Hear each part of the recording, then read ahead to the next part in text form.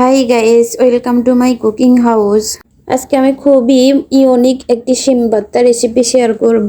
এই শিমকে মো শিম বলা হয়, বা বড় শিম, বা হাটফা শিম, বা ঢাকাইয়া শিম, বা বনো শিম, বা পাহাড়ি শিম ইত্যাদি নামে পরিচিত।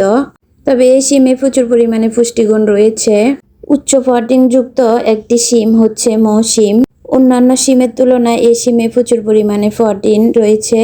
সর্বপ্রথম আমি শিমগুলারে ভালোভাবে কেটে তারপর টুকরো টুকরো করে ভালোভাবে ধুয়ে একটা পাত্রের মধ্যে নিয়ে সিদ্ধ করে একপাশে রেখে দেব। তারপর একটা কড়াইতে পরিমাণ মতো সরিষার তেলে 10-12টা রসুনের কোষ আর পেঁয়াজ কুচি কিছুক্ষণ ভেজে নেব।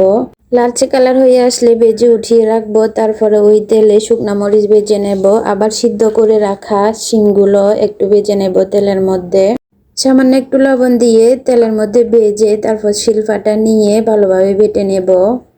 এই মো শিম ডায়াবেটিস রোগীদের ওষুধের মতো কাজ করে। সামান্য একটু লবণ দিয়ে পেঁয়াজ রসুন ফ্রাইগুলারে হাত দিয়ে কিছুক্ষণ কষলিয়ে নেব। তারপর আগে থেকে বেটে রাখা মো শিমগুলো দিয়ে দিচ্ছি। সেমভাবে কিছুক্ষণ মিক্স করে নিতেছি পেঁয়াজ রসুনের সাথে।